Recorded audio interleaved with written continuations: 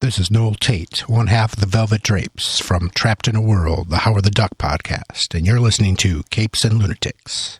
Hi, this is Phil, and I'm here to tell you all about the Capes and Lunatics Patreon. Don't miss out on our comic book creator interviews, including our monthly Chichester chats with comic book legend D.G. Chichester, superhero movie brackets in our search for the worst comic book movie of all time, and many, many more specials, all completely uncensored. Access starts for $3 a month, full video when you pledge $5 a month. Check out the link in our show notes or go to patreon.com/CapesandLunatics. Hope to see you there.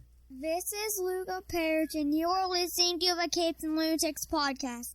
Recording has started.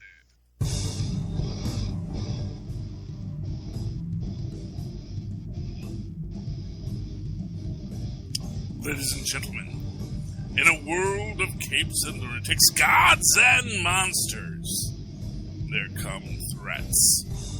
Threats from within, perhaps, that are too great for any hero alone to face. In those times shall rise a team of Avengers. And this is Avengers Declassified. Welcome, listeners and viewers and readers. I am your host, Charlie, the Professor Esser, wearing my Next Large Object t-shirt. And with me, as always, is the blue-eyed bomber from the Burg of Bits. Phil, podcast Perich. Welcome, Philip. Welcome once again. Tonight we're talking Avengers 291 through 293. Yes. Just right in the meaty part of the Druid is the worst human being ever. Dr. Anthony Druid. Which is, you know, what's crazy about that is his name was actually Druid. Mm-hmm. Like, that's just his family name. They're just the Druids. And I don't know, man. I never met a guy named Druid, but maybe you have. And if your last name is Druid, I hold no ill will towards you. But your cousin Anthony, he's causing trouble.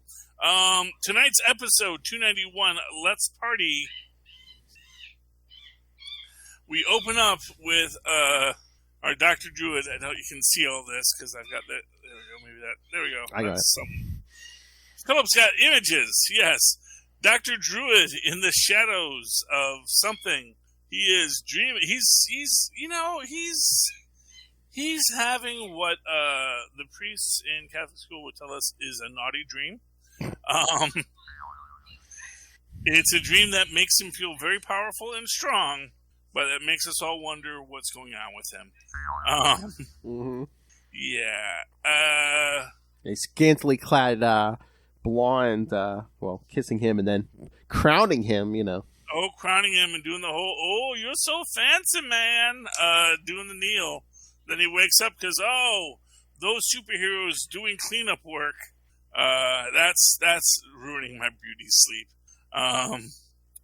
And it is Dane Whitman, the Black Knight, and so here's an interesting. See, I don't know that much about the legend of the Black Knight. Is it that he is 200 years or 2,000 years old? Is it that he is a normal person, but that the sword imbues him with his ancestors' history? I'm trying to remember at this point if he had. I mean, I think he's a regular guy with a regular lifespan, but at some point, I can't remember if it already happened or if it's going to happen upcoming. But I know he spends time in the past, like he time travels. So I don't know if that's, you know. Yeah, because like it's just something I noticed because She-Hulk's commenting about like his weird behavior, like he's getting all these and thousies, you know. Well, as we'll see, I don't know if that's like part of the curse too, you know, making him more curmudgeon and like maybe less emotional and stuff. Yeah, and we get right into the making Captain Marvel feel bad about herself. And again, always when Captain Marvel feels bad about herself, who's right there, Philip? Who's right there? Dr. Druid. Dr. Druid. And then we got Marina and Namor coming out of the drink, drinking deeply of one another, which at a certain point even She-Hulk finds a little okay. Yeah.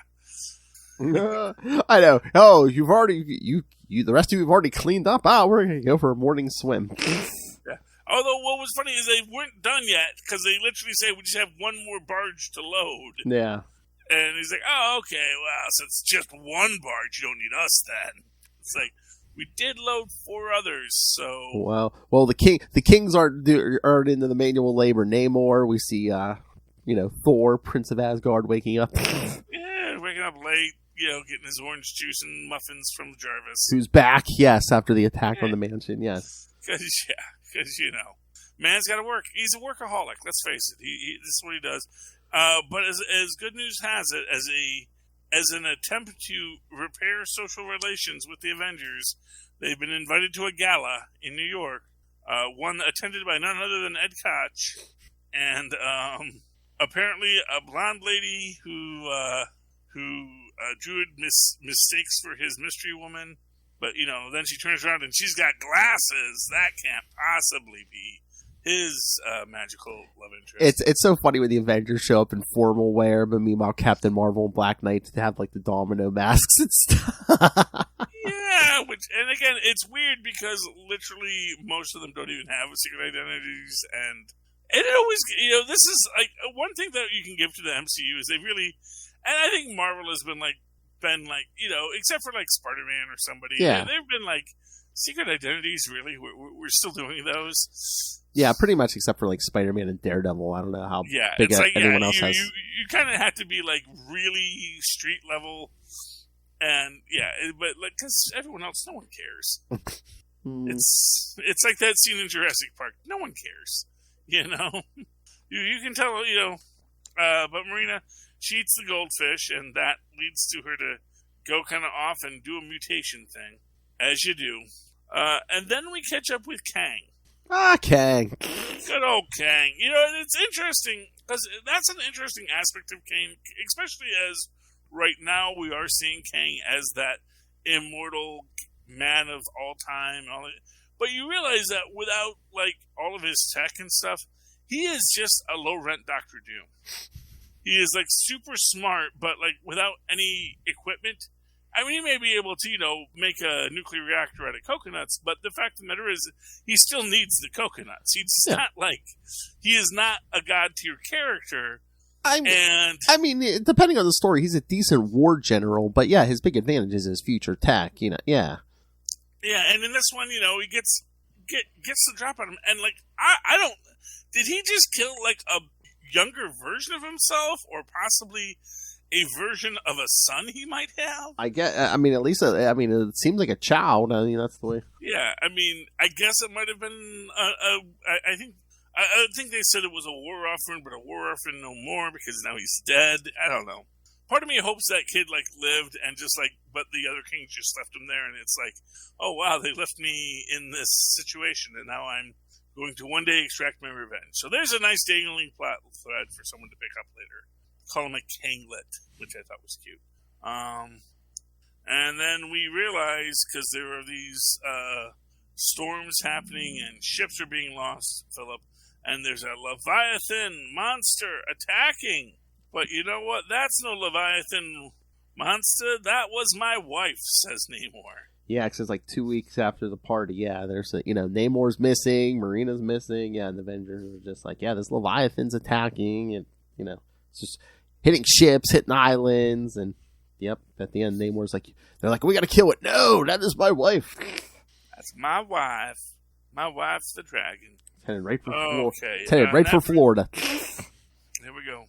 Namor is the Florida man. Welcome to Avengers 292. It came from the depths. And we do see Namor, punching Thor, as you do.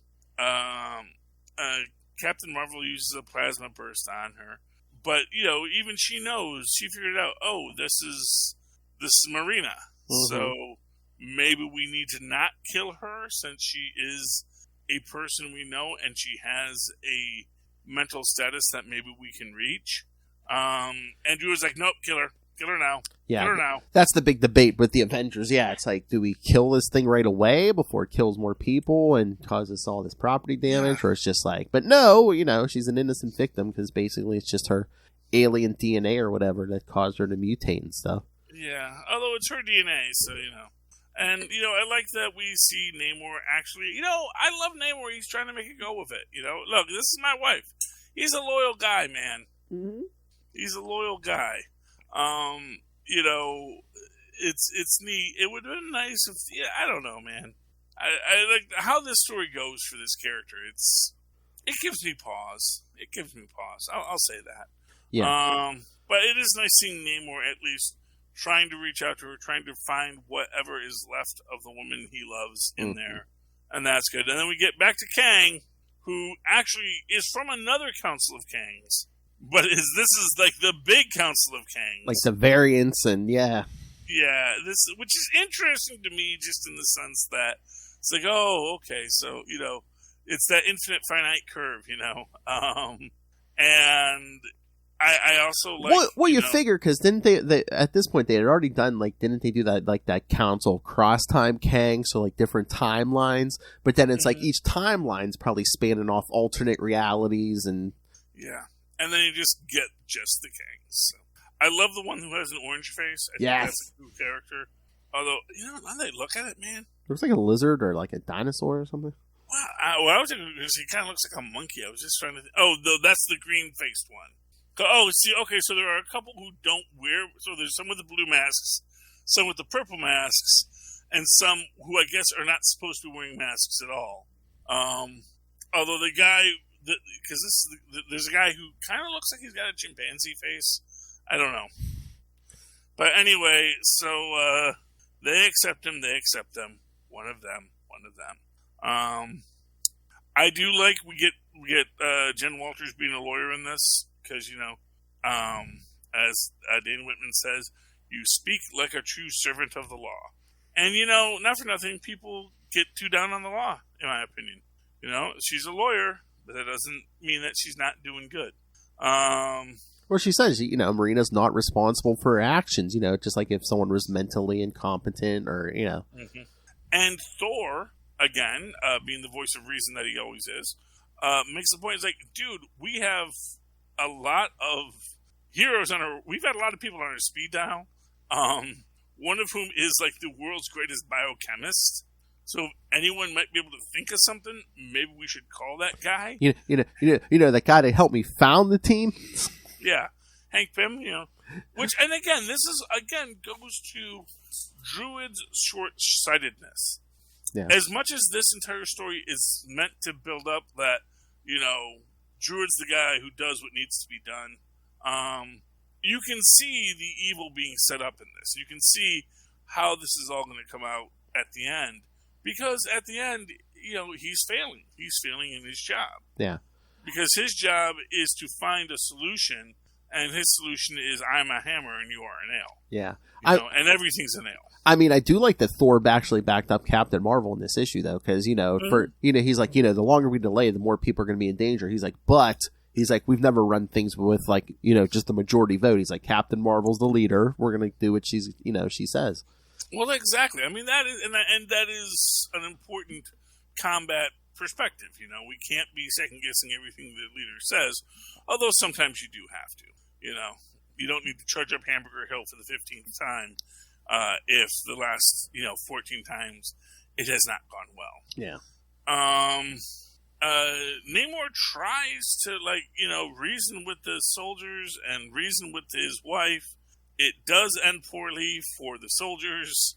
Marina just rips through these ships. Yeah, well, she's a Leviathan, and we do see that the heroes do save most of the Navy people, but apparently not enough to make it worth the fact that this is one of your people who's destroying everything.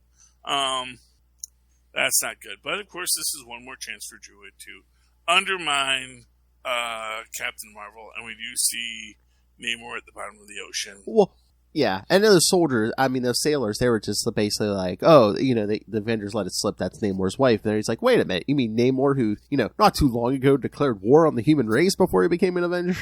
Yeah, that is a very real thing. Because, we remember, we fought him a few weeks ago, man. That's the thing about superheroes. Like, when you're at that level, it's like, all's forgiven. You helped us that one time with that one thing. So we're going to just let it all go. And that brings us to 293. and it is now all-out war with the Leviathan. Interestingly enough, it almost appears like Druid is intentionally leading the Leviathan to engage with the Atlanteans to sort of cement Namor's participation in this. It's like the manipulativeness of Druid in this is really uncomfortable. Yeah, and again, I mean, is it totally him, or is it the is some of this like the mental control of this mystery woman? I mean, it could be column A, could be column B. I think it's a little both. Yeah. Yeah, like I said, I don't think it would be as effective on him if it wasn't for the fact that I think he's always had these thoughts, but she's like, let's crank it up to 11. Exactly. They do start hitting Marina with the Pym particle harpoons. Oh yeah, Hank Pym came up with a cure in these basically these huge hypodermic harpoons. Yeah. Yeah. But it does cure her, and Namor swoops her out of the ocean. Although that may not end as well as we hope. Meanwhile, Council of Kangs is all very happy to have Kang on there. The one Kang says, "You can call me Nebula." And, says, Nebula? Says, well, we all just... Because it makes sense. They can't all be Kang. Yeah. So, we all pick new names. That way, everyone can, it gets less confusing. And he chooses Fred. As in Fred. And I just love the idea that there should be a Kang called Fred. That he named himself after Fred Flintstone is delightful, too. But that, there should be a character named Fred in the... And Fred Kang will answer that question. So that's kind of neat. They do wind up reverting Marina back, but she relatively quickly transforms back into a Leviathan. That is when Captain Marvel turns herself into pure plasma to attack her. And Namor basically takes the sword away from the Black Knight. Dane. Yeah. From Dane, because he says, if anyone's going to kill my wife, it's going to be me. But obviously the Leviathan blood probably was not the best thing to... Well, I think any blood was going to trigger that curse, but yeah. Yeah. But yes, it's a magic sword, so it can cut through anything, so that's why he's... Yeah, but we do get an interesting thing here about the babies. Yes. Who swim off, never to be seen again. I wonder, how much of that is they were never seen again, and how much of that is, well, we're not going to talk about it right now, but... Let me look this up, but the only other appearance I can remember, there was a quick, 2 pages or something in an early Quasar issue where he's, looking for a menace from space, but he's, trying to catch up to these things under the ocean, but he can't catch them because they're so fast. Mm-hmm. But yeah, they really don't go into anything. They really don't even show them that much, so it's because look at that, they look weird. Don't they look they almost look like Black Panther, in his costume. Yeah, babies. It's weird. Yeah, Panther babies. I mean, technically, we don't know that Namor's the father. Well, I think that does. Isn't that? Yeah, they kind of made it vague. They're like, wait, who's the father? But I don't know. It seems like they were having pretty good nights in the water off Hydra base. So I don't know. Anyway, so that's that plot line. And we actually do find out that, that was the end of that, yeah. Because we do ask what happened to Captain Marvel, and we had to wait till next week to find that out. What did happen to Captain Marvel, Phil? Well, she eventually, next issue, she returns, she's all emaciated and stuff, so they rush her to the hospital, and they, call her parents in to bring her home. But, before she leaves the hospital, Druid's like, well, we need to pick a new leader. Yeah. And anyone but Druid. And he basically uses his powers to manipulate, to basically brainwash She-Hulk and Black Knight and saying, yes, we should have Dr. Druid as leader. He tries it on Thor, and Thor's just like, no. Yeah. And not for nothing. I mean, you would think that She-Hulk would notice something was up. Anyway. You want to talk about some other comic books this week, Phil? Yeah, sure. Oh, you know what else I was going to say? No, did you watch the Ant-Man and the Wasp Quantumania trailer that came out this week? Oh, I did. I like good. That. Yeah. I'm excited about that. What's interesting is the character that they refer to for Bill Murray's character. Yeah. He's a guy named Kylor. Ooh. And Kylor's big thing was he had a machine that could personify your greatest fear. And that's interesting, but it also makes me think of another Microversal inhabitant we may get to see in this. Oh, yeah. Yes, what if Psycho Man shows up? Now that, or that actually Kylor is in fact the Psycho Man, because that would be a real good use for Bill Murray's time. Could we start getting subtle hints about Fantastic Four? Oh, well, I don't know if you saw that, but the actor who played from the actor from The Good Place, let me see his name, 1 second. Sorry. William Jackson Harper. He played, I'm trying to remember his name. It's a mystery role he's in, but he was on The Good Place as, was it Tahiti? Was it? Titi. He played Titi on, anyway, so he's going to be in Quantumania in an undisclosed role. I mean, I'm not familiar with him. Do you think he could be a Reed, Johnny, or Ben? Well, he could very easily be Reed. Ooh. So if you've ever, did you ever watch The No. Good Place? Okay. Very good series. He played, TD, I keep wanting to call him Ejiofor, but I don't think that was what his last name was, but it was a similar vowel-intensive last name.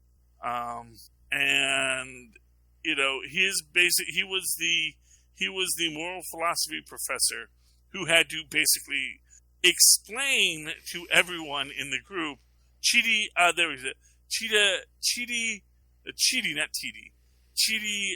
Anangonye.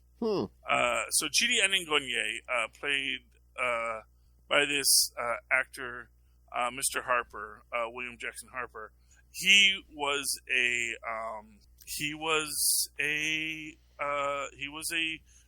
smartest guy there. He was a moral philosopher, explained moral philosophy to the team every episode. And so basically you wanted a guy who was, first off, hot and ripped, who could play a super smart guy, who could be a little awkward in his super smartness, but who also spent most of his time explaining complex and difficult ideas to people, but also seeming nice and kind and charming as he did it. So the speculation is awry that he may be Reed Richards, especially as Kang is supposed to be a Nathaniel Richards descendant, and, you know, you may notice they're both black. So that is what gets everybody's motors running. I don't know. Maybe he will be playing Psycho Man. We'll have to see. He could also do a great Psycho Man. Mm-hmm. But we will see what the story holds. Want to talk a couple of comics real quick, Phil? Sure. I was going to say, I really didn't have, I don't think any Avengers this week, but did you get Thunderbolts number 3? Of course you got Thunderbolts number 3. I can say that Egro is the best part of this series currently. You know, although it's nice seeing, you know, Photon and Blue Marvel waking up together. Mm-hmm. Nice to see that, you know, they're working it out. And, you know, that's always that kind of, because you can say it's a May-December romance, but also these are superheroes. Everybody is like May and December, you know. It's like even she is like much older than she looks, you know. So I mean, I wonder too if have they ever gone into that where it's like, you know, she can turn into energy and stuff. It's like, is she aging slower than a normal human just because, you know, maybe every time she turns to energy she doesn't age? Human for a while. Yeah. That was, it's like, she just got a human body back. Yeah. And so that's a whole thing. We have Hawkeye playing tag with the Thunderbolts as a training exercise. And although it's great and humiliating, it is also, in all honesty, a waste of time. Yeah, but it's in character for Hawkeye to do this with teams. Yeah, although I am so glad we got the Super Apes. Little said no Red Ghost, but the Super Apes now as they're on their own. They're on their own trying to free zoos, because that's what Super Apes do. You humans. And again, it was this thing where, like, the cops are like, yeah, we're just going to throw in a bunch of tear gas and they'll come out, They aren't really a threat, but, Hawkeye needed to show that, no, this is a Thunderbolts level threat. It still works out okay, and I like Major. Was it Guts and Glory? Yeah. Yep. Guts and Glory. Basically gives them both a good talking to, which I think guides them to something better. And then we see who Hawkeye is reaching out to, the one person he hopes can help him through his difficult times. Yes, his ex-wife. I was going to say, is she just going to come in and be like, okay, you two stop bickering and, I'm taking over? Yeah, I mean, maybe. We'll have to see. I think he is a better leader when he has a leader. Did you get any other books this week? Let me see. I did have a few. Like I said, I really didn't have... I'm surprised there really wasn't, I don't think, any Avengers, Yeah, I mean, the closest we got was Thunderbolts. Although there was one that is sort of Avengers tangential. Throw it out. Well, that's the Variants. Oh, okay. Yes, I didn't read it. Yeah. Variants Assemble, number 4. I think this might be the penultimate book. This is written by, of course, friend of the show and the, one of the greats of comic book literature, Gail Simone. And the basic plotline is, so there are all these variants from alternate realities of Jessica Jones that have sort of pooled around. There is this fear that Kilgrave has left effectively a time bomb within Jessica's mind that will make her become a family annihilator at some point. And these team members, which include Jewel, a member of the group that was never captured by Kilgrave, Jessica Jones who eventually became Captain America, another Jessica Jones who is older, wiser, and more angry. And I believe that's it. And then we also have Nitress, which is what if Jessica Jones was the Huntress from DC. And and she had left her a message saying don't trust them because she can't trust her other variants is the idea here. They attempt this seance effectively to draw out the spirit of Kilgrave so that they can exorcise him. They reach out to Charles Xavier and it's interesting because they say, we need you to contact your husband because he is the one thing we need. Wolverine on speed dial, making you think, oh, that's going to be a big fight. No, because what does Wolverine have? Who does Wolverine know? Charles Xavier. Of course. And Charles Xavier comes into her brain and deals with Kilgrave, and then at a certain point, Charles Xavier's like, yeah, but you do know that's not actually Kilgrave, right? That's just you. That is just how you've manifested all of your worries about him. Yes, there is a bomb inside you, and you're the bomb because you can't let this go. You can't move on from the trauma of your past.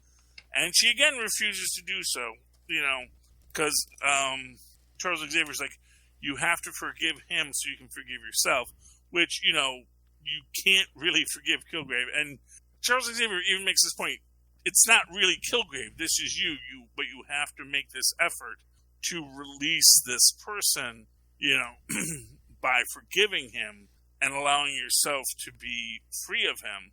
She chooses not to, but then we find out that actually the one variant she couldn't trust was Jewel the whole time, and she brings in somehow a bunch of other variants at the end, including a Luke Cage variant, a Vision variant, a Thor variant. I don't know who this person is, but I guess maybe it's supposed to be like a Power Girl DC variant. So there's all these other Jessica Jones variants that she's going to have to fight in the big climactic next issue of the Variants number 5. I really liked this book. I got the first one, and I liked the first one.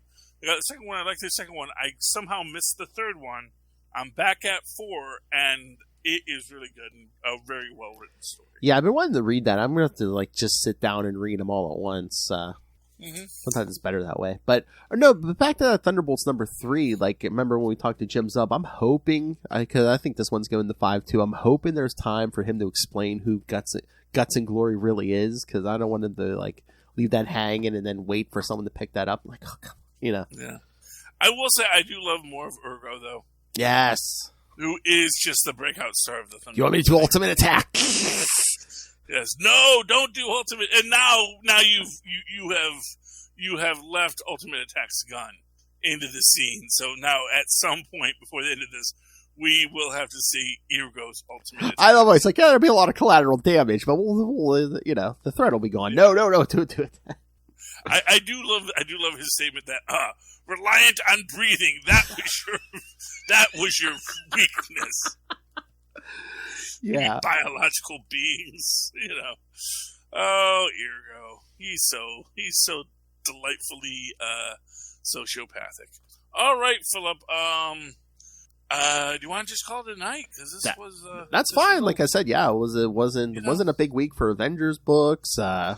Yeah, but it was fun. And sometimes, Philip, there can be quality over quantity. Exactly. And sometimes you just want a half-hour podcast instead of a 90-minute one.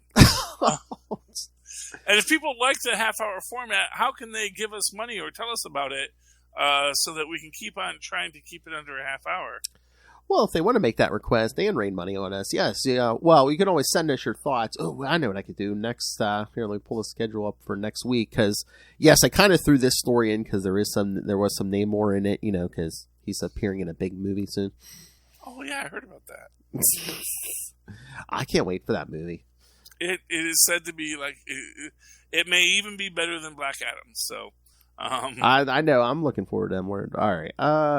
That's right. Oh, next week we're getting more Namor. That's right. We're going to cover Namor the Submariner 15 through 18 next week. The 1990. I believe that's John Byrne. So. Oh yes, that's what he was wearing. Yeah. Oracle Technologies. Yes. Yeah. Yeah, because we're going to do 2 weeks of Namor, and then the last 2 weeks we're going to do some Black of the month. We're going to do some Black Panther. So yeah. All right. I'm looking forward to it. Yes, sir. All right. So, yes. So, send your thoughts now. Next week, Namor the Submariner 15 through 18. Email your thoughts, CapesandLunatics@gmail.com, or call the voicemail 614-382-2737. That's 614-38-CAPES. And remember, you can find Avengers Declassified on Facebook, on Twitter. Find links to all the various social medias for all the shows we do. Follow them all so you know what we're all up to on the Marvel side, the DC side, the YouTube channel. You can watch all of these episodes in video on the YouTube channel. So again, smash that subscribe button. So yeah, you'll be informed when a new episode goes up. Smash it. And, of course, the Patreon. Again, we're paying for this out of our own pocket. It's a labor of love, but $3 to $5 gets you early access to creator interviews, including the monthly Chichester chats. This year, we'll be wrapping up the superhero movie brackets, finding the worst superhero movie of all time, and patrons. Whoever's a patron at the time gets to vote on what we do in 2023 per Lilith Hellfire's orders. So, yes, you want to tell us what to do, subscribe to the Patreon. If you want more topless movie reviews, now is the time to stand up and demand them. Yeah, kids. I don't know. I'm getting kind of sick of bad movies. If you want us to pick the best superhero movie of all time, I'll maybe not for that more than the worst. So, yes. He-Man, Masters of the Universe. What'd you say? He-Man and the Master of the Universe? Oh, that was... I'd watch that. Yeah. That was a brilliant film. With a young Robert Duncan McNeil, Tom Paris that was in that movie. Yeah, Billy Barty's in that movie. Yes, Courtney Cox. Yes, Dolph Lundgren. Honestly, I say we just do all of Billy Barty's best films. So you have that, and Willow, and Under the Rainbow. Unless we do reviews. Yeah, when we talk to Lilith, maybe we'll be like, hey, 1 month we'll do a Charlie pick, next month we'll do a Lilith pick, and we'll do a Phil pick, and maybe, yeah. Man, if I could find a way to get Under the Rainbow relatively easily. Because Under the Rainbow, you put Under the Rainbow, He-Man and Masters of the Universe, and Willow up against each other. That's like 3 great Billy Barty films. Billy Barty's only a smaller role in Willow, unfortunately. But, yeah. You know, I would, getting yeah. old. That was his Gandalf era, you know. I was gonna say I'd watch Willow and Masters of the Universe. It's been so long since I've seen either one of those movies. I'm like, oh, I'll watch those again. They're really good. They're really good. But Under the Rainbow is also a very good film too. It's so hard to find. It's a Chevy Chase film. So if you get beyond that, it also has Billy Barty in it, so it's pretty good. All right, so yeah, see, kids, you could tell us to do stuff like that on Patreon. All you gotta do is subscribe. The Capes and Lunatics and Capes and Lunatics Sidekicks merchandise. Also, just a random Cash App link. So, like Lil says, just rain random money. Well, like Rob Southgate says, just rain random money on us. Make it rain. All right, so find it all at Linktree, linktr.ee/Capes and Lunatics. All right, Mr. Avenger himself, Charlie Esser. Where can people get a hold of They can always write to me in an old-fashioned email way, the way our mothers and fathers once did, at superconnectivityblog@gmail.com. That's superconnectivityblog, all one word, at gmail.com. And, of course, follow me on the Twitter as I live tweet things when I feel like it. And Elon Musk isn't watching. At Charlie Esser, that's CharlieEsser. Look for the 2 E's in the middle. For quality. Bing! Thank you, Oz. You have listened to the end of another episode of Avengers Declassified. Next week we will return to tell you more untold tales of the Avengers, which were actually told because we're getting it from the books. But still, it's all very clandestine. This podcast will self-destruct eventually.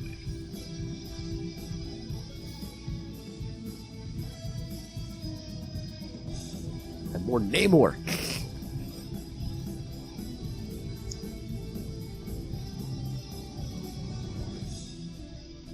That Namor guy. Yeah. I really hope they actually give us a really old Namor.